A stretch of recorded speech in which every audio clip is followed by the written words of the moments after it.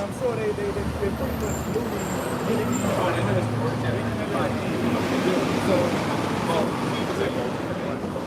yeah, so this actually shows you how important it is to actually know our history and to read it on Revelation. Revelation chapter 1. If I may say, these are honorable men.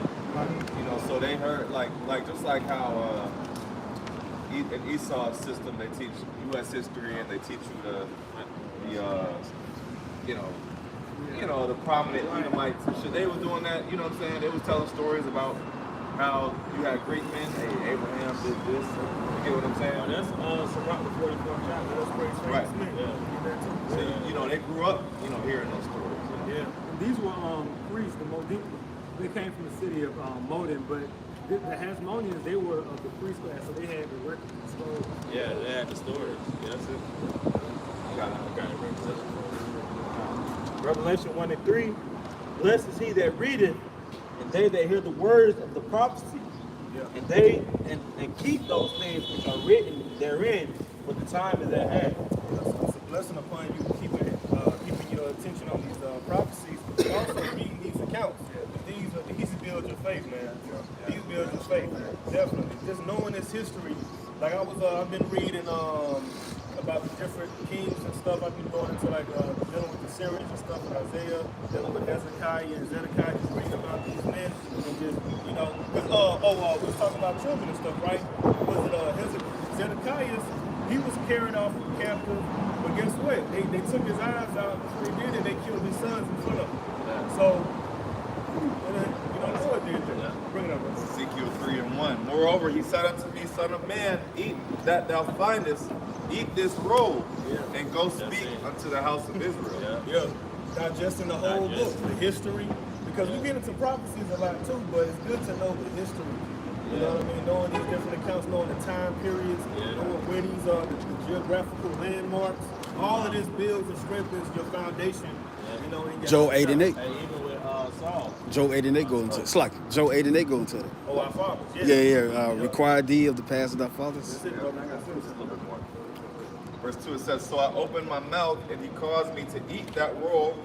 And he said unto me, Son of man, cause thy belly to eat, and fill thy bowels with this roll that I will give thee. Then I did eat, and it was in my mouth as honey for sweetness. Yeah, so eating the roll. What is the roll? The roll is the scriptures. Okay, digest like brother said, digesting the scriptures. And that's the best advice I can give to brothers, all of us really, but brothers coming into the faith. Read, get these stories. You know what I'm saying? Like read. That word read goes into study. Revelation 1 and 3 actually goes into study. Now there's a difference between, I would say, read and then do both, or study as you read. But it's good to just read the stories, just so you're familiar with it. You know what I'm saying? Like what's that? Chronicles, Brothers 100 Chronicles, and First, Second Kings. You gotta know about the split of Israel. You gotta know about the lineage. Prophecy. That's important to understand prophecy. Reading, like you said, if you don't have a full understanding of our history and breaking up, like I said, the Lord or something, you have to understand prophecy. You're not going to understand Ezekiel 38. 37 and 38.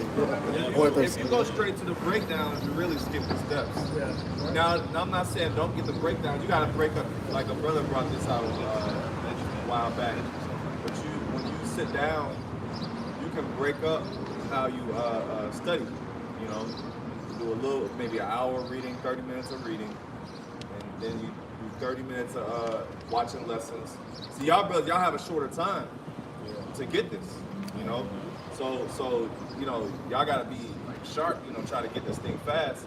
But I would break it up, like put 30 minutes aside reading, 30 minutes for watching lessons, breakdowns, and then maybe 30 minutes of studying, what you read or whatever. You know what I'm saying? So, but most importantly, like I said, reading, getting the stories, being familiar with the accounts. This is Romans the 15th. I was just about to go there. This is Romans the 15th chapter in the 4th verse. And it reads, it says, For whatsoever things were written aforetime That's it. That's it. were written for our learning, that we through patience and comfort of the scriptures might have hope. Yeah, because these like it says in Peter, think not this fiery trial to try you as something strange unto you, and know ye not that your brother in the world are pretty much paraphrasing going through the same things. Everything that we're going through, we're all going through, and we all been going through it. It's nothing like new and exclusive to us. We're not exclusive, like honestly, none of us. It's the same old stories, same old accounts, just same old temptations, same old situations, circumstances, and that's why reading this, you be like, okay, you have these accounts to pretty much recollect when you're going through something as a reference. Like, okay, well, hey, you know, what about the apostles? They were locked up and the angel came through and bust them out. They didn't know that was coming. They didn't see that coming. What about lion? Hungry in the lion's den. He didn't picture that coming and happening the way it did. You understand? So knowing these accounts, they fortify you. You know? Yeah, it does. I It got does. something. This is First Timothy 6 and 18.